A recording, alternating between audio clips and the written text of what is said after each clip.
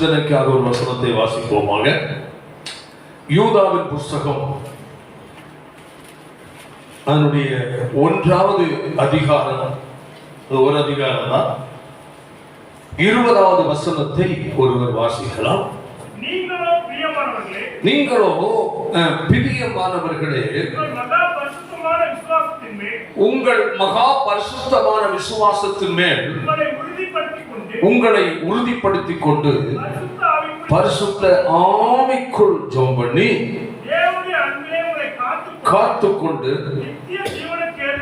நித்திய ஜீவனுக்கு ஏதுவாக நம்முடைய கர்த்தராகிய இயேசு கிறிஸ்துவினுடைய இரக்கத்தை பெற காத்திருங்கள் என்று கர்த்தருடைய வேதம் சொல்லுகிறது. அல்லேலூயா. இந்த வேத பகுதியில் மொத்தமாகவே 25 வசனங்கள், ஒரு அதிகாரம். அல்லேலூயா. ஒரே ஒரு அதிகாரம். இதுல எத்தனை வசனம்? 25 வசனங்கள் கொண்டதான ஒரு புஸ்தகம் இது, கர்த்தருவோம். ஆனால் இதற்குள் அடங்கி இருக்கிற ரகசியங்கள் ஏராளம் இருக்கிற கர்த்தர். அப்போ இப்படிப்பட்டதான ஒரு காரியம் அதில் கடைசியாக கொண்டு வந்து என்ன சொல்லப்பட்டிருக்கிறது என்னவென்றால், பிரைஸ் காட், நீங்களோ என்று சொல்லப்பட்டிருக்கிறது. ஏனென்றால் 1ஆம் வசனத்திலிருந்து என்ன சொல்றது, அநேகர் வழி தவறி போனவர்கள், வீழ்ந்து போனவர்கள், தண்டனைக்கு ஏதுவானவர்கள் எல்லாம் அநேகரை குறித்து அங்க மென்ஷன் பண்ணிருக்கு. கர்த்தர் ஸ்தோத்திரம். அல்லேலூயா. பரவாயில்ல. பார்க்கும் போது 4ஆம் வசனத்தை வாசிக்கும் போது, ஏனெனில் நமது தேவனுடைய கிருபையை காம விகாரத்துக்கு ஏதுவாக புரட்டி ஒன்றான ஆண்டவராகிய தேவனையும் இயேசு கிறிஸ்துவையும் மறுதலிக்கிற பக்தியற்றவர்களாகிய சிலர் பக்க வழியாய் நுழைந்திருக்கிறார்கள் என்று சொல்ற. அப்போ சபைக்குள் நுழைகிற தவறான போதனை அதே மென்ஷன் பண்ணப்பட்டிருக்கிறது. அல்லேலூயா. அடுத்தது பாருங்கள், இது கீழே நாம் பார்க்கும் போது 6ஆம் வசனத்தை வாசிக்கும் போது, ஆதி மேன்மையை காத்து கொள்ளாமல் வாசஸ்தலத்தை விட்ட தூதர்களை குறித்து சொல்லப்பட்டது. அல்லேலூயா. அதெல்லாம் போதனையில அது தனி, இது ஒவ்வொன்றுக்கும் ஒவ்வொரு நிறைய சில நாட்கள் தேவைப்படும். சோதனை நான் இப்ப பேச விரும்பவில்லை. அப்போ பாருங்கள், ஆதி மேன்மையை இழந்த தூதர்களை என்ன சொல்லப்பட்டிருக்கிறது, மகா நாளின் நியாயத்தீர்ப்புகள் நித்திய சங்கிலிகளாலே கட்டி அந்தகாரத்தில் அடைக்கப்பட்டிருக்கிறது என்று அதை நினைப்போட்டு தூதனே ஆதி மேன்மையை இழந்தவனாக அங்கு சுட்டி காட்டப்பட்டிருக்கிறது. அடுத்தது, சோதம் கோமோரா பட்டணத்தாரும் விபச்சாரம் பண்ணி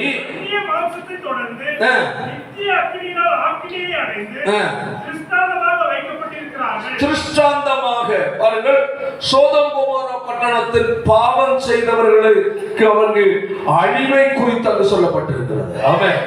இப்படி தொடர்ந்து நாம் இன்னும் பார்க்கும் போது பாருங்கள், அதனுடைய 11ஆம் வசனத்தை வாசிப்போம். இவர்கள்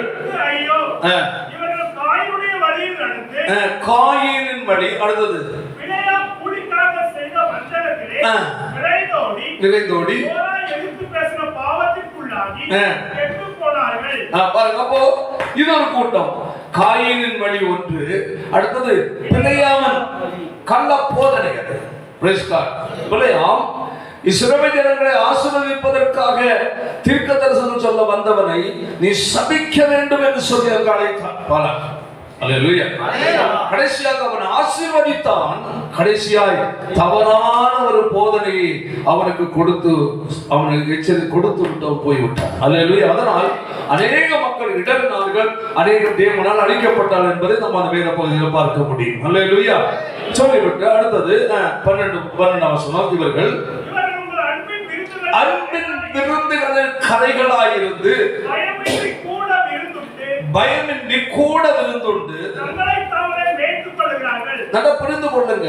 இவர்கள் உங்கள் அன்பின் விருந்து, தேவனை ஆராதிக்கிற ஆராதனைகள், சபையோடுள்ளான ஐக்கியங்கள், அந்யோன்யங்கள், சபை கூடுகைகள் எல்லாவற்றிலும் சேர்ந்து கலந்தவர்கள். அதான் சொல்ல கலந்து என்ன சொல்லப்பட்டிருக்கு, தங்களை தாங்களே மேய்த்துக் கொள்ளுகிறவர்கள், காற்றினால் அடியுண்டோடுகிற தண்ணீரற்ற மேகங்களும் கனியற்று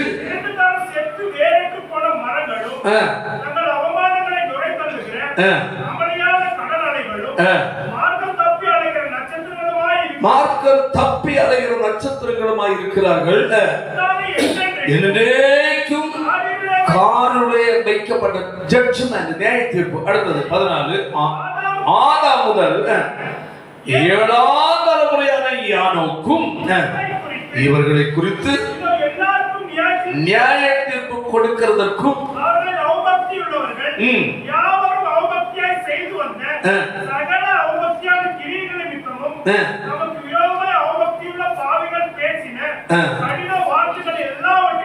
நிமித்தமும் ஆயிரம் ஆயிரமான பரிசுத்தவான்களோடு கர்த்தர் வருகிறார் என்று முன்னறிவித்தார். அப்போ இதில் பலரை கூட சுட்டி காட்டப்பட்டிருக்கிறது. ஆமென். இவர்களை உடனே அவர் தண்டிக்கவில்லை, ஒரு நியாய தீர்ப்புக்கு ஒரு நாளை கட்ட நியமித்திருக்கிறார். அதாவது நான் இடையில் சில நேரங்கள் சொல்லுகிறது ஒன்று, அப்படிப்பட்ட அநியாயம் செய்கிறார்களே, இப்படிப்பட்ட துரோகம் பண்ணுகிறார்களே, எத்தனை பேரை கொலை பண்றான், அதை செய்யறான், இதை செய்யறான், ஆண்டவர் கண்டுகொள்ளவில்லையே. ஆண்டவர் ஒருவர் சொல்லலாம், ஆண்டவர் என்று ஒருவர் இருந்தால் இதெல்லாம் இப்படி நடக்குமா என்று சொல்ற அளவுல மனுஷன் போயிட்டான். அல்லேலூயா. ஆண்டவர் ஆண்டவர் என்று கூப்பிடுறாங்க, ஜெபம் பண்றாங்க, ஆலயத்துக்கு போறாங்க, இப்படிப்பட்ட சம்பவம் எல்லாம் நடந்துட்டு இருக்கு. சபையார் நடந்து ஜெபம் பண்றாங்க, எல்லாரும் ஆண்டவர் நோக்கி கூப்பிடுறாங்க. ஆண்டவர் என்று ஒருவர் இருந்தா இதெல்லாம் இப்படி நடக்குமா, அவர் ஏன் கண்டுகொள்ளாமல் இருக்கிறார் என்றெல்லாம் பேசுகிற நபர்கள் உண்டு. அல்லேலூயா. தேவன் இந்த பூமியில், அதாவது நல்லா புரிந்து கொள்ள வேண்டும், பழைய ஏற்பாட்டின் காலம் நியாயப்பிரமாண காலம்.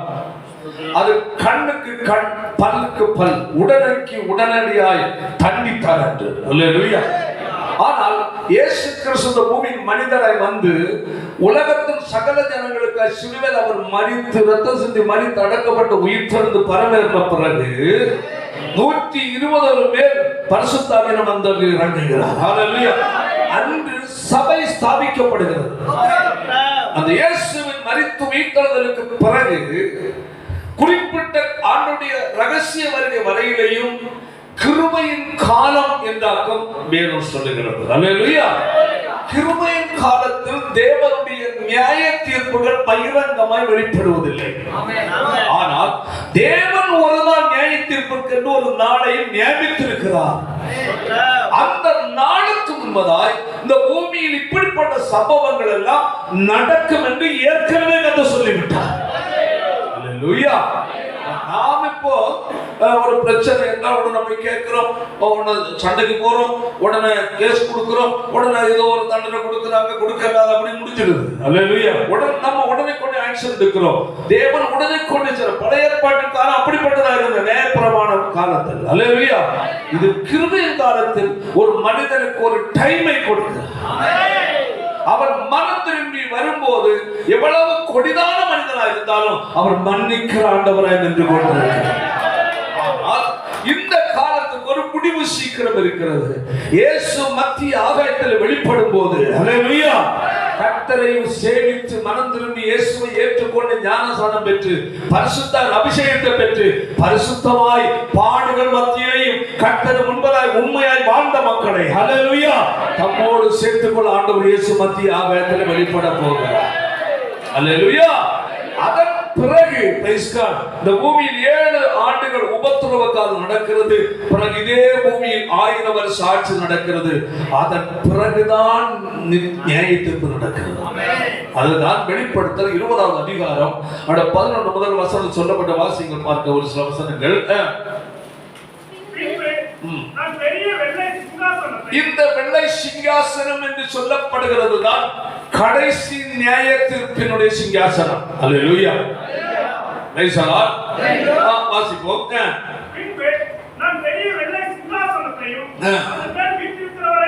கண்டேன், அவனுடைய சமூகத்தில் நின்று பூமியும் வானமும் என்ன செய்தது? அகன்று போனது, காணப்படவில்லை. மரித்தோராகிய சிறியோரையும் பெரியோரையும் தேவனுக்கு முன்பாக நிற்க கண்டேன். புஸ்தகங்கள் திறக்கப்பட்டன. ஜீவ புஸ்தகம் என்று வேறொரு புஸ்தகம் திறக்கப்பட்டது. புஸ்தகங்களில் எழுதப்பட்டவைகளின்படியே தங்கள் தங்கள் கிரியைகளுக்கு தக்க நியாயத்தீர்ப்பு. அல்லேலூயா. அநியாயம் செய்கிறவன் அநியாயம் செய்யட்டும். அடுத்தது நீதி செய்கிறவன் நீதி செய்யட்டும். அசுத்தமா இருக்கிறவன் பரிசுத்தமா இருக்கிறவன் இதோ சீக்கிரமா வருகிறேன், அவன் அவனுக்கு நான் அளிக்கும் பலன் என்னோடு கூட வருகிறேன். அந்த நியாய தீர்ப்பாகிய அந்த நாள் ஒரு நாள் நியமித்திருக்கிறார். மரித்தோராகிய சிறியோரும் பெரியோரும் தேவனுக்கு முன்பதாக நிற்க கண்டேன். அல்லேலூயா. அவர்களுக்கு புஸ்தகங்கள் எழுதப்பட்டவையின்படி அவருடைய கிரியைகளுக்கு தக்கபடி அவர்கள் நியாயத்தைப்படுத்தினார். எப்ப செய்த கிரியை? இந்த காலகட்டத்தில் செய்ததற்குரிய தண்டனை. அல்லேலூயா. அல்லேலூயா. பூமிக்குரிய ஒரு வாழ்க்கையை தான் நம்ம யோசிக்கிறோம். தேவன் பூமிக்குரிய வாழ்க்கையின் காரியத்தை நிரந்தர வாழ்க்கை அல்லாததான். அல்லேலூயா. மனிதனுக்கு தெரிந்து கொள்ளும் ஒரு வாழ்க்கையை கொடுக்கிறார். அல்லேலூயா. ஒரு மனிதன் பூமியில் ஒரு 50 70 100 ஆண்டுகளோ அவன் வாழ்கிறான் என்றால் அவன் வாழ்க்கையில் நித்தியத்தில் பரலோகம் அல்லது நித்தியத்தில் நரகம் என்று ரெண்டில் ஒரு இடத்தை தெரிந்து கொள்வதற்காக அவனுக்கு இந்த டைமை கொடுக்கிறார். புரியுதா இல்லையா? அல்லேலூயா. பூமியில் எத்தனை ஆண்டுகாலம் அவன் வாழ்ந்தாலும் சரி, அல்லேலூயா, அவனுக்கு தேவன் அவனுக்கு கொடுக்கிற டைம் எதற்கென்றால் சம்பாதிக்கட்டும், வாழட்டும், படிக்கட்டும், எல்லாம் செய்யட்டும். ஆனால் இந்த பூமிக்குரிய வாழ்க்கை முடியும் போது நித்திய வாழ்வு ரெண்டு இடம் இருக்கு. ஒன்று மோட்ச வாழ்வு, இன்னொன்று நித்திய வேதனையாகிய நரக வாழ்வு. இதில் ஒன்றை தெரிந்து கொள்ளுகிறதற்கு தான் தேவன் உலகத்தில் அவனுக்கு ஒரு வாழ்க்கையை கொடுக்கிறார். இந்த வாழ்க்கையில் அவன் நல்லது செய்யலாம், தீமை செய்யலாம், அநியாயம் செய்யலாம், கொலை செய்யலாம், எல்லாம் செய்து கொண்டிருக்கிறான். அவன் அவன் செய்த கிரியைக்கு தக்க தண்டனை. அல்லேலூயா. 21:8 வாசிப்போமாக. அருவருப்பானவர்களும் கொலை பாதகரும் விபச்சாரக்காரரும் சூனியக்காரரும் விக்கிரக ஆராதனைக்காரரும் பொய்யர் அனைவரும் இரண்டாம் மரணமாகிய அக்கினி கண்டவரை கடல் பார்த்தாங்க. கைகள் மீது தலையில சொல்லுவோமா? சத்தமா சொல்லுவாய். நரகத்துக்கு போறவங்க பயப்பட, நரகத்துக்கு போகாதவர்கள் சத்தமா சொல்லுவா பாருங்க. நல்லா புரிந்து கொள்ள வேண்டும். இதுதான் கடைசி ஜட்ஜ்மென்ட். அல்லேலூயா. இன்னொரு கொலைகாரனா இருக்கலாம், குடிகாரனா இருக்கலாம், விபச்சாரக்காரனா இருக்கலாம், அநியாயக்காரனா இருக்கலாம். அவனுக்கு ஒரு வாய்ப்பை கொடுக்கிறார். அல்லேலூயா. அவனுக்கு ஆண்டவருடைய நற்செய்திய சுவிசேஷத்தை ஏதோ ஒரு வழியில் அவன் கேட்கிறான். அதை சொல்வதற்கு தேவன் நம்மை வைத்திருக்கிறார். அல்லேலூயா. அல்லேலூயா. அல்லேலூயா.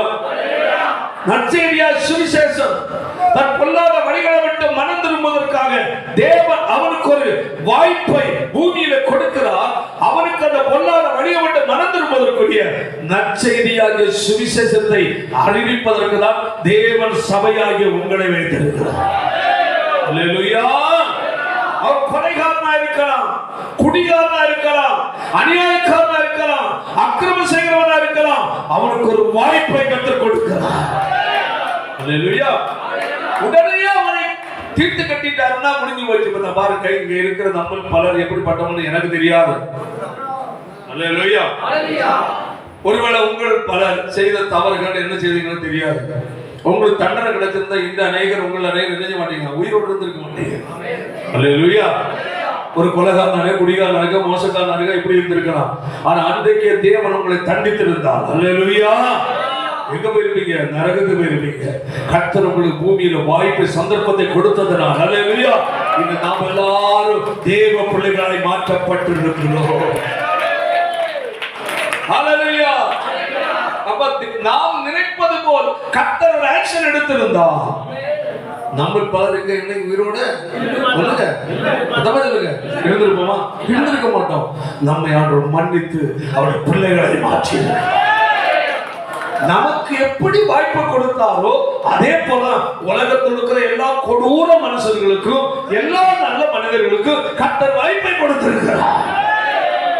அதனால் தான் கர்த்தர் உடனே அவனை அடிக்கவில்லை. ஏன்? இப்ப தண்டனைக்குரிய காலம் அல்ல, இது கிருபையின் காலம், மன்னிப்பின் காலம். ஹalleluya. தெரிந்து கொள்ளப்பட்ட தேவனுடைய பிள்ளைகள் நம்மை பார்த்து கர்த்தர் சொல்றார், மனம் திரும்புகிற நீ அவர்களுக்கு முன்பதாக பரிசுத்த வாழ்க்கை நீ வாழ்ந்து கிறிஸ்தவ வாழ்க்கைக்கு நீ சாட்சியாயிரு என்று கர்த்தர் சொல்றார். ஹalleluya. நீங்கள் எல்லாருமே அவர் வேற சொல்கிறது, உலக மனுஷன் வாசிக்கிற நிறுவனங்களாய் இருக்கிறீர்கள். அல்லேலூயா. ஒவ்வொரு படிக்கிறான். உங்களிடத்தில் மனிதன் பார்ப்பது வாசிப்பது கிறிஸ்துவை பற்றிய இருக்க வேண்டும். அல்லேலூயா. அதனால்தான் காலம் அவன் அடிக்கல. ஒன்னு அன்னைக்கு அடிச்சிருந்து இருந்திருக்க மாட்டிய. ஆமென் ஆமென். அவன் அதை செய்வான், இதை செய்வான். ஆண்டவர் ஜெபம் பண்ணு, ஆண்டவர் கண்டுக்கிடவே இல்லை. சரி, உனக்காக நீ எவ்வளவு தீமை செய்த, உனக்காக எத்தனை வச்சு அவனுக்கு செத்துருந்தா? ஆமென். இதுதான் மன்னிக்கும் ஆண்டவர். ஹalleluya. அப்ப இந்த காலம் கிருபையின் காலம், டைம் கொடுக்கிறார்.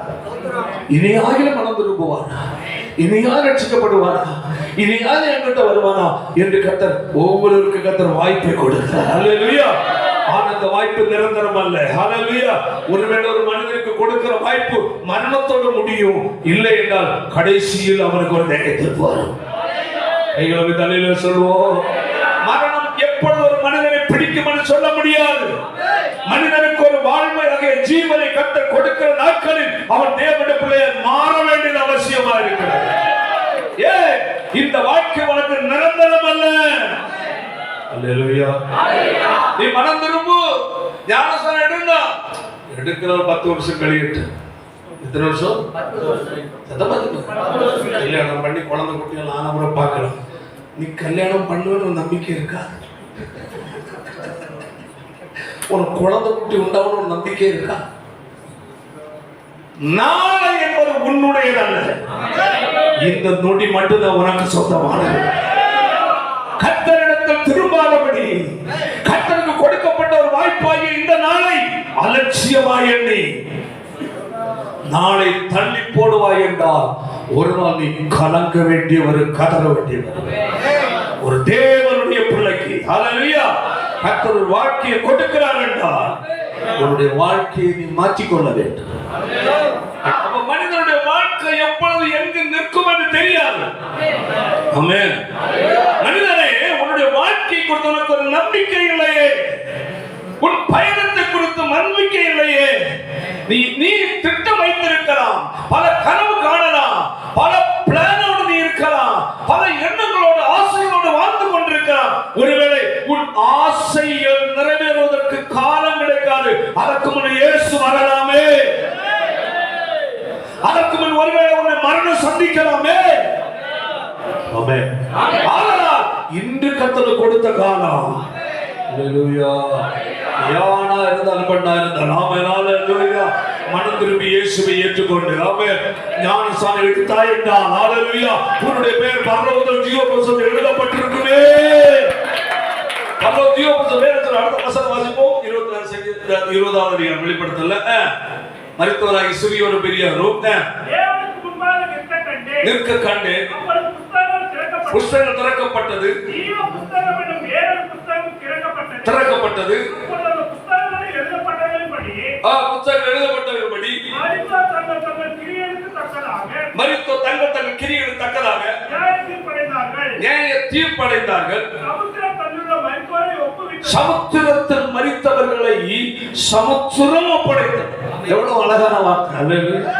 அல்லேலூயா சொல்லுவோம். நாம் நினைப்போம் மரணத்தோட வாழ்க்கை முடிஞ்சு போச்சு. அல்லையா, இது வந்து போலி வாழ்க்கை. நிரந்தர வாழ்க்கை ஒன்று தேவன் வைத்திருக்கிறார். அல்லேலூயா. இது தற்காலிகம், நிரந்தரமானதல்ல. ஆனால் நிரந்தரம் ஒன்று இருக்கிறது. நல்லது என்றால் கெட்டது, நன்மை என்றால் தீமை, கிழக்கு என்றால் மேற்கு, கீழே என்றால் மேல, அடுத்தது என்னது? நரகம் என்றால் சொர்க்கம் இல்லையா? இம்மை என்றால் மறுமை. எல்லாம் ஒன்றும் இருக்கவில்லை, ரெண்டாக இருக்கிறது. அல்லேலூயா. தேவ கடவுள் என்றால் பிசாசு. ஆமென் ஆமென். அதே போல இம்மை மறுமை. ஆமென் அல்லேலூயா. அந்த இம்மையில் உனக்கு கொடுக்கிற வாழ்க்கை எப்படியோ வாழ்ந்து முடிக்க அல்லையா.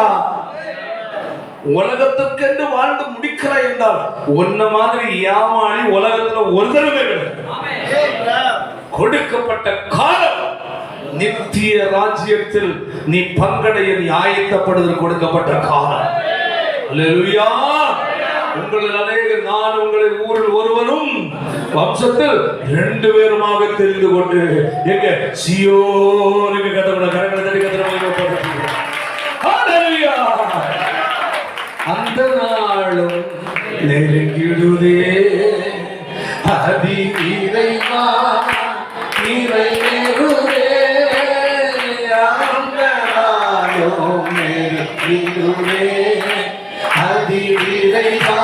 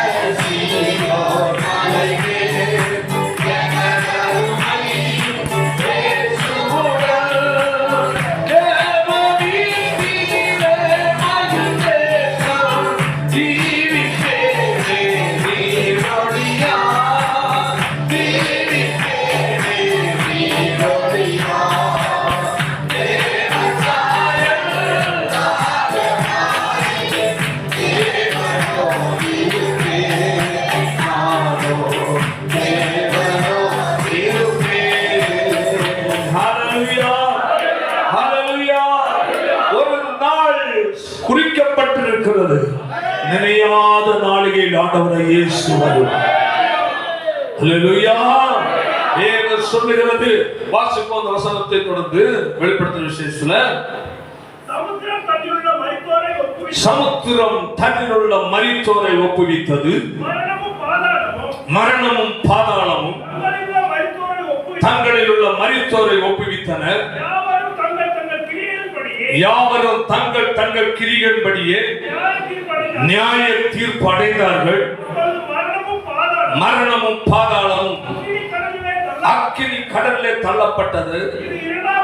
இது இரண்டாம் மரணம். என்ன மரணம்? இரண்டாம் மரணம். அடுத்தது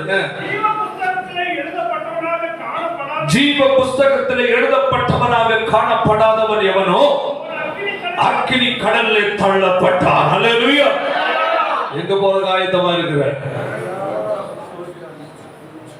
வாலிப தம்பி தங்கச்சிமார், இன்னும் காலம் இருக்கிறது சொல்லிக் கொண்டு நீ வாழாதே. ஆமென். பலன் இருக்கலாம், ஆரோக்கியம் இருக்கலாம், ஆனால் வாழ்க்கை உன் கையில் இல்லை. ஹல்லேலூயா, ஹல்லேலூயா. ஒன்றில் இந்த காலத்தில் இயேசு வரலாம், இல்லை என்றால் ஒரு நபரை மரணம் சந்திக்கலாம். ஆனால் உனக்கு கொடுக்க வேண்டிய இந்த நாட்களில் இயேசுவை சொந்த இரட்சகராக ஏற்றுக்கொண்டு ஏக வசனத்தின்படி ஞானஸ்நானம் பெற்று, ஆமென், பரிசுத்த அபிஷேகம் பெற்று, ஹல்லேலூயா, தேவ சபையோடு நீ இணைந்து சத்தியத்தை கேட்டு உன்னை ஆயத்தத்தோடு நீ காத்துக் கொண்டு வாழ்வாய் என்றார். மத்திய ஆகாயத்திலே ஆண்டவராகிய இயேசு வெளிப்படும் போது அநேகர் உயிரோடு எழுந்து மறுவாக்கப்பட்டு எடுத்துக் கொள்ளப்படுகிற கூட்டத்தில் நீ ஒரு நபராக இருப்பாய். அந்த கூட்டத்தில் நீ ஒரு நபராக இருக்க வேண்டும் என்றார். பரலோக ராஜ்யத்தில் எடுத்துக் கொள்ளப்படுகிற கூட்டத்தில் நீ ஒரு நபராக இருக்கிற என்றார். இன்று நீ மனம் திரும்பணும்.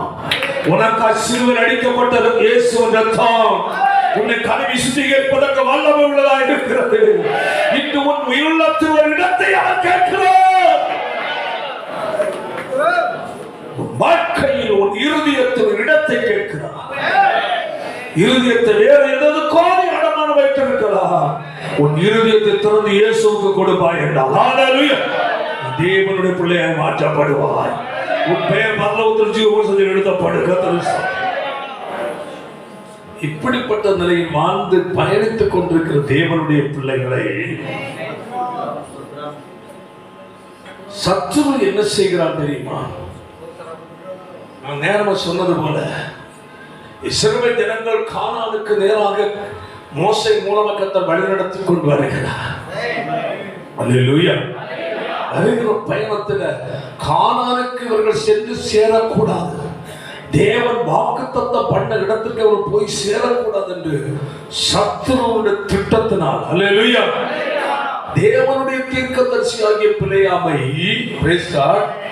யார் விலைக்கு கேட்கிறான் சொல்லுங்க? பாலாக் என்று சொல்லுகிற ஒரு உலகத்தின் ராஜா, சாத்தானுடைய நிழலாட்டம் வந்திருக்கிறவர், அவனை விலை பேசுறான். எப்பா பெருங்கூட்டம் வந்துட்டு இருக்கு, இவங்க என்ன மேஞ்சிருவாங்க போல் இருக்கு, இவங்க பலவான்களா இருக்கிறாங்க, இவங்களை எப்படியாவது நீ சபிச்சா மட்டும் போது, நீ சபிச்சேன்னா அவங்க என்ன செய்வாங்க, அவங்கள தேவன் என் கையில ஒப்பு கொடுத்துருவாரு. நான் உனக்கு என்ன கொடுக்கிறேன்? பணம் கொடுக்கிறேன். ஆமென். என்ன கொடுக்கிறேன்? பணம் கொடுக்கிறேன். பணத்துக்கு இவனுக்கு ஒரு ஆசை வருது. இவன் ஆண்டவர் வேண்டான்னு சொன்ன போறான். அதுக்கப்புறம் திரும்பவும் அலட்டினால ஆண்டவர் அனுமதிச்சார், போறான். ஆனா என்ன ஆசையில போறான்? பண ஆசையில போறான். இன்று பண ஆசை அநேக ஊழியர்களை பிடித்ததினால் உபதேச சத்தியங்களை என்ன செய்யறான்? தேவ வசனத்துக்கு மாறாய் போதித்து ஜனங்களை திசை திருப்பி விட்டுறான். ஆமென், ஆமென். ரொம்ப கவனமா இருக்கணும். ஹல்லேலூயா. தெய்வத்தமிழ் சொல்லுவோம். பிலேயாமுக்குள் பண ஆசை வந்ததால் தான் இழந்து போகிறான். கர்த்தர் வழியில் அவனை தடுக்கிறார். ஆமென். தேவ தூதனை உருவன பட்டயமாக கொண்டு நிறுத்துகிறார். ஹல்லேலூயா. கடந்து போகும்போது கர்த்தர் நான் சொல்லுகிறத மட்டும் சொல்லணும். ஹல்லேலூயா. ஹல்லேலூயா சொல்லுவோம்.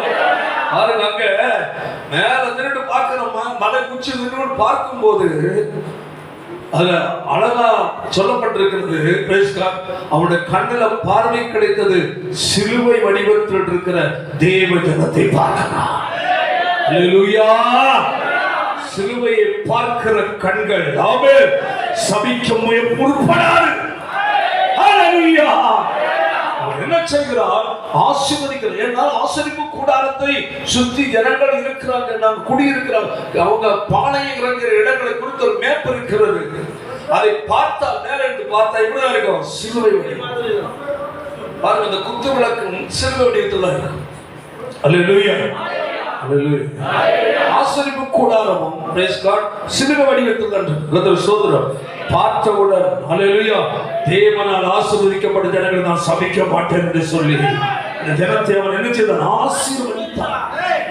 அல்லேலூயா. ஆசீர்வாதம் ஒரு பக்கம் நடந்தாலும் மறுபக்கம் தவறான போதனையை புகுத்தி என்னது பாருங்க, ஒரே ஒரு தீர்க்கதரிசியின் மூலமா ரெண்டு விதமான செயல், ஒன்று ஆசீர்வாதமும் இன்னொன்று சதி. சொல்றான், எப்பா நான் என்கிட்ட ஆண்டவர் சொன்னாரு, அதன்படி தான் அவங்கள ஆசீர்வதிச்சுட்டேன். இனி அவங்கள உன் கையில ஆண்டவர் ஒப்பு கொடுக்கணும்னா அவங்க பாவம் செய்து தேவன் விரும்புகிற பரிசுத்தத்தை இழந்துட்டாங்கன்னா நீ அவங்களை என்ன செய்திருவாய்? கொன்று எல்லாரும் பிடிச்சிடலாம் என்று சொல்லி, அதனால ஒரு காரியம் செய், விக்கிரகத்தை படைக்கப்பட்டவங்க தின்றதுக்கும் கொடுத்தாலும் நல்ல டேஸ்டா சாப்பாடு, கோழி, சிக்கன், மட்டன் எல்லாம் வெட்டி நல்ல சாமி முன்னாடி படைச்சி கொடுத்து அனுப்பும். இரண்டாவது, அழகான பெண் பிள்ளைகளையும் அவங்க அனுப்பிவிட்டு சாப்பாடு விக்கிரகத்தை படைக்கப்பட்டது தின்னு விபச்சார பாவத்தில் விழுந்துட்டாங்கன்னா தேவனுடைய பாதுகாவல் அவருடைய விலகிறோம். அப்புறம் நீ இவர்கள் நினைச்சலாம், நீ என்ன மேற்கொள்ளலாம். ஸ்தோத்திரம், ஸ்தோத்திரம். இந்த தவறான ஐடியாவை கொடுத்தார். அவன் அதன்படி அவன் செய்தான். கர்த்தர் ஜனங்களுக்கு மேல் கோபம் உண்டார். அல்லேலூயா, அல்லேலூயா, அல்லேலூயா. எங்க போக வேண்டியவங்க? கானானுக்கு போக வேண்டியவங்க. வழியிலேயே போதனை என்ன செய்து? வழிமறைக்கிறது. தேவ சித்தத்துக்கு மாறாக அதைதான் இங்கு சொல்லுகிறார் வேதத்தில் யூதாவில். அல்லேலூயா. 20ஆம் வசனம், நீங்களோ பிரியமானவர்களே உங்கள் மகா பரிசுத்தமான விசுவாசத்தின் மேல் உங்களை என்ன செய்யுங்க? உறுதிப்படுத்திருங்க. ஆமென். உறுதிப்படுத்தி கொண்டு பரிசுத்த ஆவிக்குள் நீங்க இருங்க, ஜெபம் பண்ணுங்க. இதை மேற்கொள்ளணுமா? அல்லேலூயா, சத்தமா அல்லேலூயா. இதை மேற்கொள்ளணுமா? விசுவாசத்தில் எப்படி உறுதியாக நீ தேவனை வைத்திருக்கிற விசுவாசம் சாதாரணமானதல்ல. அது எப்படிப்பட்டது? மகா பரிசுத்தமான விசுவாசம். அல்லேலூயா. அந்த விசுவாசம் எப்படி உறுதியாக இருந்து என்ன செய்ய? பரிசுத்த ஆவிக்குள் ஜெபம் பண்ணி, அடுத்தது தேவனுடைய அன்பிலே உங்களை காத்துக்கொண்டு நித்திய ஜீவனுக்கு ஏதுவாய் நம்முடைய கர்த்தராகிய இயேசு கிறிஸ்து இரக்கம் வர காத்திருங்கள். அல்லேலூயா, அல்லேலூயா. ஏன் இதே போதனைகள் உங்களை பிடிக்க வாய்ப்பு இருக்கிறது என்று சொல்லப்பட்டிருக்கிறது. பவுல் சொல்லுகிற 1 தீமோத்தேயுவில 6வது அதிகாரம் 12ஆம் வசனத்தை வாசிக்கிறோம். வாசிப்போம். விசுவாசத்தில் எப்படி நல்ல, அது அங்க நம்ம வாசித்தோம். மகா பரிசுத்தமான விசுவாசம் என்ன செய்யும்? உங்களை உறுதிப்படுத்தி. அல்லேலூயா, அல்லேலூயா. மட்டுமல்ல, பரிசுத்த ஆவிக்குள் ஜெபம் பண்ணணும். ஆமென், ஆமென். இவங்களை மேற்கொள்ள தேவனுடைய வல்லமை உனக்கு தேவைப்படுகிறது. அல்லேலூயா. இவங்களோட விசுவாசத்தில் நல்ல போராட்டத்துக்கு போராடுங்க. நித்திய ஜீவனை பற்றிக்கொள். ஒரு வாசகம் 12, நல்ல போராட்டத்தை போராடு. என்ன சொல்லப்பட்டிருக்கு? நல்ல போராட்டத்தை சொல்லுங்க. நல்ல போராட்டத்தை போராடு. அப்போ எப்படியோ போராட அல்ல. அல்லேலூயா. எப்படி போடணும்? நல்ல போராட்டம். அப்படின்னா தேவ சித்தத்தின்படி நீ வாழ வேண்டும் என்று தேவன் விரும்புகிற ஒரு வாழ்க்கை. ஆமென். பரலோகம் அங்கீகரிக்கிற ஒரு வாழ்க்கை உனக்கு தேவை. தேவன் அங்கீகரிக்கிற ஒரு வாழ்க்கை நீ வாழ விடாதபடி சத்துரு உன்னை திசை திருப்புவான். அதை நீ அடையாளம் கண்டுகொள்வது சத்தியத்தின் மூலம் அடையாளம் கண்டுகொள்ள முடியும். ஆமென், ஆமென், ஆமென். இஸ்ரவேல் ஜனங்களை சென்று சேராதபடி வழியிலே அழிக்கப்பட காரணமே தேவன் காட்டின பாதையை விட்டு விலகிறதா காரணம். தேவனுடைய பிள்ளையே ஆண்டவருடைய வருகையில் எடுத்துக் கொள்ளப்பட வேண்டும் என்றால் பூமி உன்னை வைத்திருக்கிற நாட்களில் கர்த்தர் உனக்கு காட்டுகிற பாதையை நீ ஓட நீ ஆயத்தமா இருக்க வேண்டும். உன்னை திசை திருப்ப சத்துரு செயல்பட்டுக் கொண்டிருப்பார். பல அல்லேலூயா அல்லேலூயா. அதான் என்ன செய்ய விசுவாசம் நல்ல போராட்டத்தை போராடு, நித்திய ஜீவனை பற்றிக்கொள். ஏன் அதான் நம்ம எங்க வாசித்தோம் 21 தேவனுடைய அன்பிலே உங்களை காத்துக்கொண்டு நித்திய ஜீவனுக்கு ஏதுவாக கர்த்தராகிய இயேசு கிறிஸ்துவினுடைய இரக்கம் காத்திருங்கள். அல்லேலூயா அல்லேலூயா. எதற்காக? நித்திய ஜீவனுக்காக. Praise the Lord praise the Lord அல்லேலூயா. அதான் சொல்லப்பட்டிருக்கிறது. பாருங்கள், யூதாவின் புத்தகத்தில் 1வது அதிகாரம் 3ஆம் வசனத்தை வாசிப்போமாக. பிரியமானவர்களே, கருத்துள்ளவனாயிருந்தேன், பரிசுத்தவான்களுக்கு ஒரு விசை ஒப்பு கொடுக்கப்பட்ட தைரியமா என்ன செய்யணுமா? போராடணும். அல்லேலூயா அல்லேலூயா. என்ன செய்யணுமா? நல்ல பொருள். நான் உங்களுக்கு சொன்னேன், சில நேரம் நீங்க ஆவிக்குரிய வாழ்க்கையில உற்சாகமா இருக்கும்போது உன்னை கர்த்தரிடத்தில் வரக்கூடாதபடி பின்னாக எழுப்பான். பல வேலையை கொடுத்து, பல பிரச்சனை கொடுத்து, பல போராட்டத்தை கொடுத்து, கர்த்தரை ஆராதிக்கிறதுனால உன்னை அங்க போ இங்க போ அதை இதை செய்ய என்ன செய்வான்? பின்னாடி எழுப்பான். நான் நேரம் 2 வார்த்தை கூட பேசுனேன். என்ன யாருடைய ஆவி? பார்வனுடைய ஆவி. அல்லேலூயா. பார்வனுடைய ஆவி என்ன செய்யும்? முடியாது, போக முடியாது, ஆராதிக்க முடியாது. சொல்லுங்க, ஆராதிக்க போக முடியாது. ரொம்ப திருமணம் ஆட முடிச்சுட்டா அவன் சொல்லுவான், சரி இங்கேயே ஆராதி. எங்க எங்க ஆராதனை? உலகத்துக்கு ஒத்தோடைய ஆராதனை இங்க, எங்களோட இங்கே ஆராதி ஊர்ல. அவன் வந்து இல்ல, எங்களுக்கு 3 நாள் பயணம் செல் போயிடும். ஆராதனை நீ நினைக்கிற இடத்துல அல்ல. ஹalleluya. கர்த்தர் வைத்திருக்கிற இடத்துல நீ ஆராதிக்கும். உன் விருப்பத்துக்கு நீ ஆராதிக்க ஆரம்பிச்சேன்னா வாழ்க்கை சீர்கெட்டு போகும். ஆமென். அவன் சொன்னா இவன் சொன்னா அங்க போற இங்க போற அந்த வருட வேசித்தன வேலையெல்லாம் கிறிஸ்தவ வாழ்க்கையில கிடையாது. ஆமென். சத்தியம் என்ன? சத்தியமே தான் கர்த்தர். யாருக்காக சத்தியத்தை வளைக்கிறது இல்ல, அவர் அட்ஜஸ்ட் பண்ணுகிற தேவன் அல்ல. கர்த்தருடைய காட்டுகிற பாதை தான் உனக்குரிய பாதை. அது இந்த திசை திருப்ப சத்துரு பல மந்திரம் செயல்படும். உனக்குள்ள வைராக்கியம் இருக்கணும். பூமிக்குரிய வாழ்க்கை கொஞ்ச காலம் ஐயா, இதுல அதையும் ஜாதி அங்க ஜாதி எங்க ஜாதி அப்படி வந்து எங்க போய் முடிய போதும் வாழ்க்கை? நாளைக்கு நீ வேதனை பண்ண வேண்டியிருக்கல. கொடுக்கப்பட்ட காலம் சரியா வாழ பிரயாசப்படும். ஹalleluya. உன் முயற்சி அல்ல, பரிசுத்த ஆவியானவர் நடத்துதல்படி வாழ. Price the Lord. அப்படியே கடந்த திருமணம் முடிச்சா அதிக தூரம் என்ன செய்யாத போவாங்க? என்ன செய்யாதுங்க? அதிக தூரம் இல்ல. நாங்க எத்தனை நாள் போனோம்? தேவன் சொன்னதுபடி 3 நாள் பயணம். ஆமென் ஆமென். நிறைய சபைக்கு வரவே தூரம். என்னது? ரொம்ப தூரத்துல இருக்கு. பக்கத்துல உனக்கு ஆப்படிக்கிறவன் இருக்கு. நீ தூரம் நின்று வச்சா உனக்கு ஏறதைய ஆப்பா சாத்தாடிக்கிற ஆப்பு ஒன்ன கர்த்தர் கொண்டு வந்து நாட்டின இடம். ஆமென். விட்டு பறித்து அங்கு இங்கு தடுவதற்கு முயற்சி பண்ணால் நீ சாத்தானுடைய நபராக மாறி விடுவாய். அல்லேலூயா. பெங்களூர்ல இருந்து வந்துட்டு இருந்தாங்களே, சொல்லுப்பா. பெங்களூர்ல இருந்து கடத்தூர் நம்ம கர்த்தருடைய சபைக்கு வந்துட்டு இருந்தாங்களே, எதுக்கு வந்தாங்க? சொல்லுங்க, என்ன பாக்குறீங்க? அப்போ அந்த உனக்குள்ள இருக்கிற அந்த வாஞ்சை தொடர்ந்து என்ன செய்யாது? மறக்க பண்ணுது. ஐயா, அது முக்கியமான. எனக்கு போக வேண்டிய இடத்தை கொண்டு போ. எல்லா இடமும் உனக்குரிய இடம் அல்ல. சத்தியத்தில் நாட்டப்பட்ட இடமே உனக்குரிய இடம் என்று மறந்து விடாது. என்ன உன்னை நித்தியத்துக்கு உருவாக்குகிற இடத்தை விட சபை, தேவ சபை ஒரு பட்டணம் என்பதை மறந்து விடாது. தேவ சபை ஒரு மெக்கானிசம் என்பதை மறந்து விடாது. ஹalleluya. இது ஒரு தோட்டம் என்பதை மறந்து விடாது. தோட்டமா இருந்தால் ஏறி இருக்கும். தோட்டமா இருந்தால் கடையில் முளைக்கும். கடையை சத்தி எடுத்தாகணும்.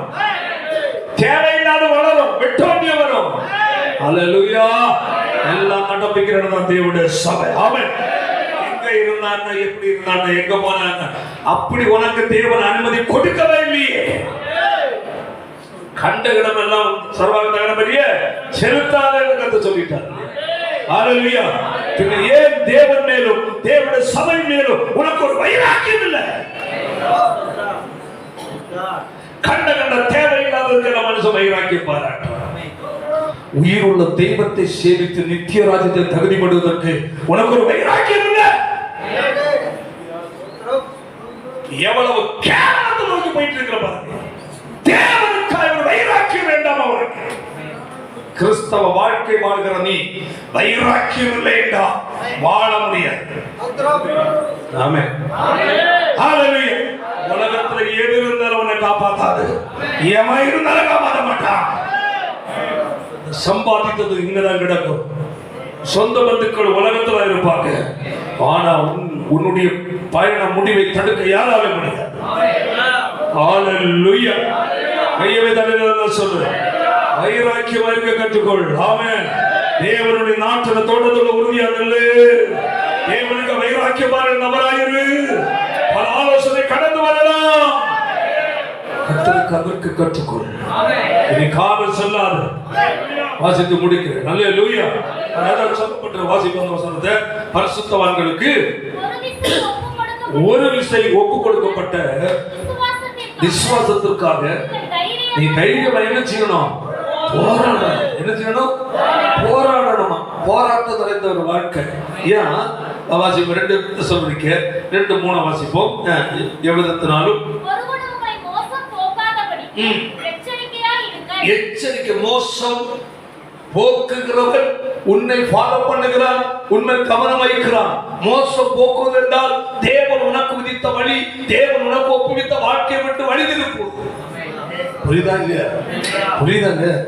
மோசம் போக்குவதில்லை, வேற ஒண்ணும் இல்ல. தேவனுடைய நடத்தும் பாதை, தேவனுடைய வைத்த தேவ சபை, உன்னை நீ தேவனுடைய ஆராதனைக்கு கொண்டு வருகிற அந்த பாதை, பூமியில் உனக்கு வாழ ஒப்பு கொடுத்த வாழ்க்கை. ஹalleluya. இதை விட்டு என்ன செய்வது? திசை மாற்றுவதுதான் மோசம் போக்கு. ஆமென். என்ன வருமா? சத்தமா சொல்லுங்க. விசுவாச துரோகம், விசுவாச மறுதலிப்பு. தேவன் மேல் வைத்திருக்கிற விசுவாசத்தை விட்டு வழுவி போவது. அது பல போராட்டங்கள் மத்தியில் உனக்கு கொடுக்கிற சிலர் மூலமாக உள்ள ஆலோசனைகள், தவறான உபதேசங்கள், கள்ள போதனைகள், இவைகள் ஒன்று என்ன செய்யும்? திசை திருப்பும். அதான் வாசிப்போம்.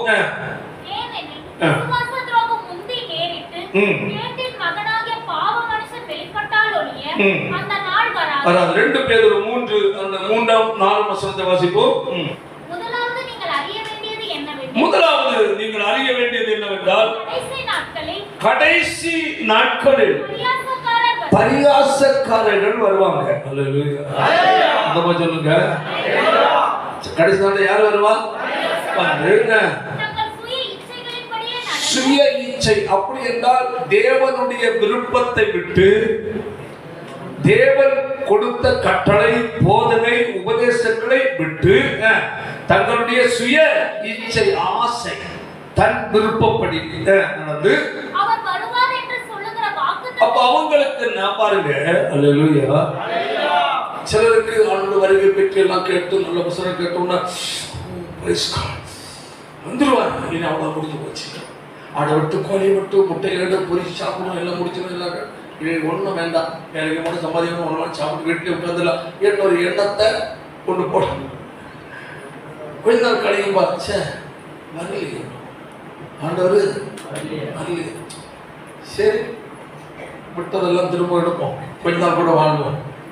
அப்போ அந்த வைராக்கியத்தில் தளரணும். ஸ்தோத்திரம். அல்லேலூயா. ஒன்னும் மறந்துடாது. இயேசு வருகை தாமதம் போது நமக்கு தெரியுது, ஆனா உன் மரணம் தாமதம் தெரியுமா? அல்லேலூயா. தாமதம் போல இருக்கு. வரல அந்த வச்சிருப்போம், அங்கே போயிட்டு 10 வருஷம் கழிச்சு வருவோம். தேவ பிள்ளை மனுஷ வாழ்க்கை அவர்களுடைய கையில் இல்லைங்க. எப்பொழுதும் எது எங்க நடக்குதுன்னு ஒன்றும் சொல்ல முடியாது. ஹல்லேலூயா. கவனமா இருக்கணும். பிரைஸ் எல்லாம் பரிசேஷக்காரர் எழுந்து என்ன சொன்னார்? முதலாவது வந்து சுய இச்சைகளின்படியே நடந்து என்னப்பா அன்னையிலிருந்து இன்னொரு இயேசு சீக்கிரம் வரப்போறான்னு சொல்லி கேட்டு சலிச்சு போச்சு. சர்ச்சைக்கு வந்த நாள்ல இருந்து இந்த பிரசங்கத்தை சொல்லு கேட்கலையா? சொல்லு கேட்க சீக்கிரமா வரப்போதா உடனே அப்படா ரெடி போடு, சட்டை போடு, ரெடியா. அதாவது அந்த எமோஷன்ல நிக்க அல்ல கதை சொல்றது, வாழ்க்கையை தயார் செய்து வைக்கணும். அதுக்கு காரியம் உடனே பேச பைபிள் மட்டும் போகும், இது ஒன்றும் வேண்டாம். நம்ம போலாமா, எங்க போலாம், காட்டுல போலாமா, அதல்ல. அல்லேலூயா. வருவீங்கன்னு சொன்னார். எங்க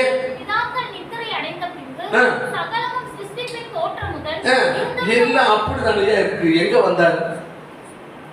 என்ன கள்ள உபதேசம் இப்ப நிறைய வந்துடுச்சு.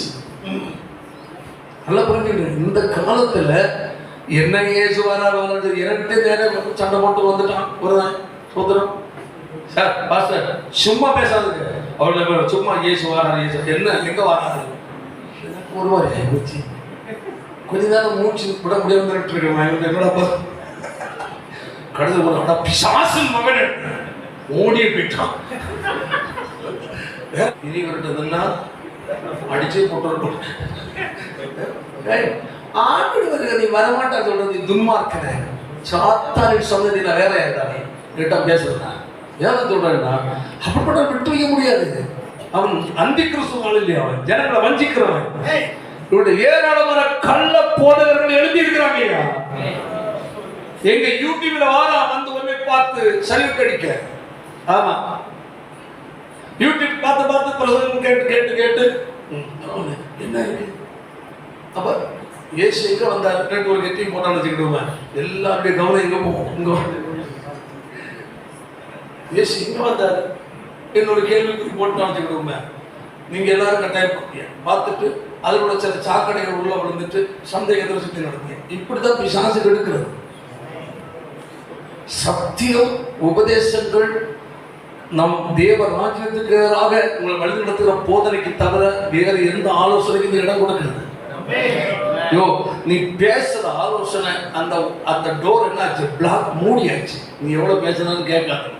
ஆமா, பேச கத்துக்க முதல்ல. அல்லேலூயா. உனக்கு வசனம் விளக்கம் கொடுக்க தெரியாதா? யோ போயா, நீ சாச காலம் தயவுக்கு போய் ஒதுக்கி விட்டு வசனம் விளக்கம் கொடுத்து தர்க்கித்து அவனை மேற்கொள்ள தெரியாது என்றால் அவன்கிட்ட பேச நிற்காது. நல்லா இருக்கிறீங்க, வணக்கம் போடு, சோத்திரம் சொல்றாங்க.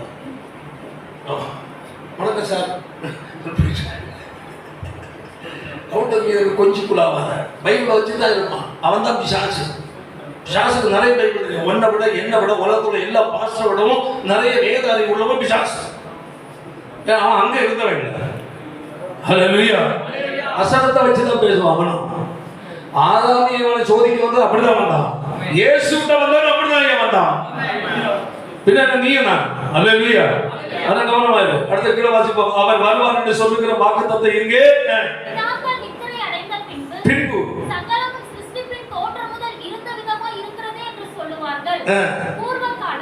அப்போ அவர்கள் சொல்லுவார்கள் பரிகாசக்காரர்கள். அல்லேலூயா. அடுத்து சொல்லப்பட்டிருக்கு என்ன? 1 தீமோத்தேயுல 6:10 வாசிப்போம். சீக்கிரமா வாசி முடிச்சிரோம். சொல்ல மட்டும் பண ஆசை குறித்து பேசுவாங்க. பண ஆசை எல்லா தீமைக்கு வேற இருக்கிறது. அப்ப பணத்தின் இச்சை உனக்கு ஆசை வருகிற அளவுள்ள போதனம். அல்லேலூயா. அல்லேலூயா. ஒண்ணு வேண்டாம். வந்திருக்கிறீங்க பிரியமான தேவனுடைய பிள்ளைகளே, யாரெல்லாம் தேவைகளும் என்பதா இருக்கிறீர்கள்? யாருக்கு ஐயா தேவையில்லை? செத்து போனது கூட தேவை இருக்குன்னு எழுதிச்சு நிற்பான். எல்லாருக்கும் தேவை. நீங்க எல்லாரும் பெரிய ஒரு தொகையை மனசுல நினையுங்கள். உங்களுக்கு எத்தனை தேவை? வீடு கட்டு பணம் 50 லட்சம் இல்லை, சரி 2 கோடி மனதில் நான் உனக்காக செபிக்கிறேன். எவ்வளவு அழகான ஜெபம். அன்பின் ஆண்டவரை ஆரம்பிச்சுட்டா பேங்க்ல நடக்கிற காணிக்கையெல்லாம் கொடுத்துருவேன். அதான் புரிந்து கொள்ளுங்க. அப்போ நான் ஒன்றும் வேணும், ஒரு கொஞ்சம் ஆக்ட் உங்களுக்கு கஷ்டப்பட்டு உங்களுக்கு பணம் தேவை. 2 கோடி பணம் கர்த்தர் உங்களுக்கு தேவை. தீர்க்கதரிசனம் எத்தனை பேருக்கு அது கர்த்தர் அந்த வாக்கு கொண்ட உடனே எல்லாரும் கை தூக்குறது, எழுந்திருந்து கை தூக்கி நான் தீர்க்கதரிசனம் சொல்லி எல்லாம் உருக்கமான உற்சவம் எல்லாம். இப்பொழுது கர்த்தர் சொல்லுகிறார், தேவனுக்கு ஒரு பெரும் தொகையை காணிக்க கொடுங்க. பேங்க் இருக்கிற பேலன்ஸ் இங்கே என்ன இருக்கிறது, ஸ்கேனர் இருக்கு, இல்லைன்னா ஜிபே பண்ணி விடுங்கள். உங்களுக்கு குறிப்பிட்ட இத்தனை நாட்களில் உங்களுக்கு பணம் வந்து சேரும். இதை நம்புறதுக்குன்னு ஏமாளி கூட்டம் நிறைய இருக்கு. நீ கர்த்தருக்குள்ள உண்மையா இருந்தா உனக்குரிய நன்மை கர்த்தர் தேடி கொடுக்க. ஏமாத்து உபதேசங்கள் நிறைய இருக்கு. பண ஆசை, பணத்தின் மேல் ஆசையை தூண்டுகிற அளவில் உங்களுக்கு சில நேரம் ஆலோசனை கொடுப்பாங்க, சில நேரம் பிரசங்கம் செய்து ஊழியக்காரன் மூலம் போதனை வரும், சில நேரம் வருமானத்துக்குரிய வழி வாசல் வந்துட்டு என்னது ஒன்றை செய்து பரவாயில்ல அடுத்தது ஓப்பனம். இது நல்லா இருந்தவனாக சமையல கவனி நல்ல ஒன்னத்தான் நல்லது. அவருக்கு வாழ்க்கை நல்லா எதுவும் சமைக்கணும் ஓடோடி வந்த நீ ஆக்கும் ஒரு சின்ன வருமானம் கட்ட கொடுத்தாரு. அப்புறம் உண்மையாக சோமான கூட கரெக்டாக இருந்த அதில் கரெக்டாக இருக்கும். சாத்தான் பார்த்தான், இதில் பின்னாடி எடுத்த முடியாது, முன்னாடி தள்ளிடுவோம். எங்க பின்னாடி இழுத்து பார்ப்பான், நீ போகல எழுதி தள்ளி விட்டுருவான். அப்படின்னா ஒரு வாசனை திறந்தது 10 வாசம் திறந்துங்க. எதுக்கு? சம்பாத்தியத்துக்கு, வருமானத்துக்கு. அடா இந்த ஒர்க்கெல்லாம் நம்ம செய்தா நம்ம குறிப்பிட்ட ஒரு 5 வருஷத்துல யாரா மாறிடலாம், கோடீஸ்வரனா மாறிடலாம் என்னோட ஆசையை பிசாசு உனக்கு இருதயத்தில் போட்டு தோற்றம் 10 வாசல் திறந்து திறக்கிறதெல்லாம் தேவன் திறக்கிற வாசல் ஏமாந்துறாங்க. உனக்கு தேவன் திறக்கிற வாசல், உனக்கு வேதனை இல்லாமல் கர்த்தரை ஆராதித்து வாழ்வதற்குரிய வாசல் தான் கர்த்தர் திறக்கிற வாசல். சாத்தான் திறக்கிற வாசல் உன்னை மண்ணுக்குள்ள தள்ளுறதுக்கு திறப்பான், தேவனை விட்டு பிரிக்கிறவங்க திறப்பான். வருமானத்தின் வாசல் திறக்கப்படும் போது கவனமாக தொழில் செய்யலாம், பிசினஸ் பண்ணலாம், வேற ஏதாவது ஒன்று செய்யலாம். வருமானத்துக்குரிய புதிய வாசல் வருதா, கர்த்தருக்குள்ள வைராக்கியமா இருக்கிற உனக்கு 10 வாசல் சாத்தான் திறப்பான். ஆனா அது கர்த்தர் திறந்தான்னு நினைச்சு என்ன செய்யற, அதுக்கு பின்னாடி போனேன்னா பண ஆசை எல்லா தீமைக்கும் வேறா இருக்கிறது. அநேகரதை என்ன செய்யுது, இச்சித்து விசுவாசத்தை விட்டு வழுவி அநேக வேதனைகள் தங்களை உருவக்குத்தி கொள்ளுகிறார். பார்த்தீங்களா, கவனத்தை திருப்புவார். அல்லேலூயா. ஒன்று பண ஆசையை தூண்டும் உபதேசங்கள், இம்மைக்குரிய செழிப்பு உபதேசம், ஆசீர்வாதத்தை கொடுத்த உபதேசங்கள், செழிப்பு உபதேசங்கள் மட்டுமல்ல, கிருபை உபதேசம். என்ன தப்பு பண்ணாலும் கர்த்தர் மன்னிப்பார். பாவம் வருகிடத்துல கிருபை. இப்படி ஒரு தவறான போதனை இறங்கிறது, இப்படிப்பட்ட தவறான போதனைகளை கொடுத்து உங்களை தேவன் வைத்திருக்கிற அந்த அவருடைய அந்த வைராக்கியமான அந்த ஸ்டாண்ட்ல இருந்து உங்களை நினைச்சதுல விலக வச்சுக்கணும். எவ்வளவு ஆண்டு மேல் அன்பா இருக்கிற, எவ்வளவு தாகமா இருக்கிறியோ அது சரியாக நீ ஃபாலோ பண்ணிக்க. அதை விட்டு வலப்புறமோ என்ன செய்யாத, இடப்புறமோ சாயிர அளவில் மனதை செலுத்தாத. நமக்கு முதல்ல முக்கியம் பரலோக ராஜ்யம் முக்கியம். அப்புறம் இந்த உலகத்துல எதுவா இருந்தாலும் முக்கியம். தேவனுக்குள்ள ஆழமான தீர்மானம் உனக்கு அல்லேலூயா. சொல்லுகிறது நாம் வாசித்தோம் அல்லவா, பெஸ்கார்ட் என்னென்ன வாசித்தோம், அந்த மகா பரிசுத்தமான விசுவாசம் என்ன செய்யும், உங்களை உறுதிப்படுத்துங்கள். நான் இதில் உண்மையாக இருக்கிறேன்னா கேட்கிற வசனத்தின்படி வாழ்கிறேனா, கர்த்தனை கொடுக்கிற எச்சரிப்புகள் நான் நிலைத்திருக்கிறேனா, இல்லை என் மனம் போல போகிறேனா, இல்லை வேற ஏதாவது ஆலோசனை செவி கொடுத்து வழிமாறி போகிறேனா என்பதை நீ தெளிவாக உன்னை சீர்படுத்தி போக வேண்டிய பாதை நடத்துகிற இடம்தான் தேவனுடைய சபை. ஆமென். சத்தியத்தான் ஒரு தேவனுடைய பிள்ளை நித்திய ராஜ்யத்துக்கு நேராய் சீராய் வருகிறது.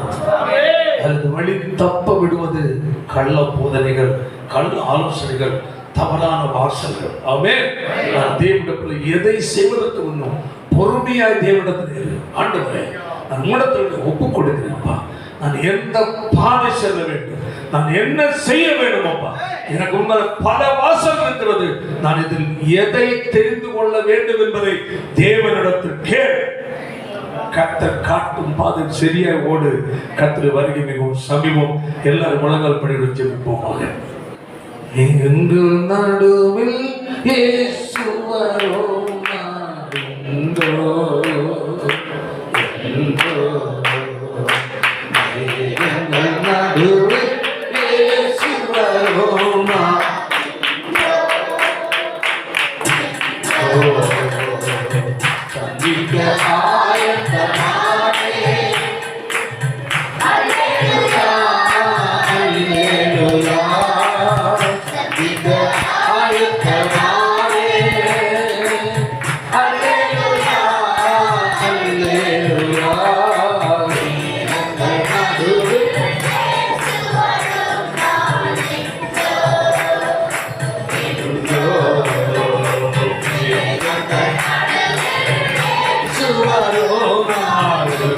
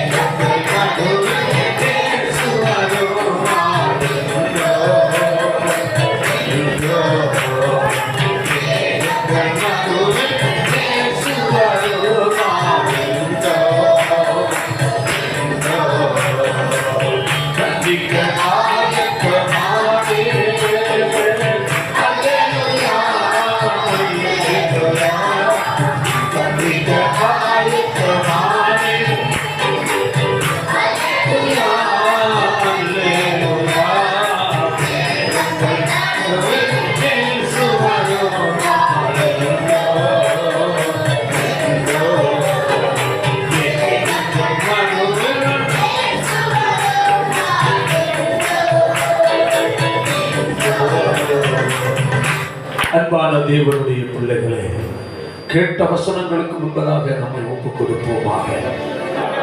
பரிசுத்தமுள்ள நல்ல பிதாவே, கர்த்தாவே, ஆசீர்வதிக்கப்பட்ட நல்ல நாளுக்காக உமக்கு ஸ்தோத்திரம்.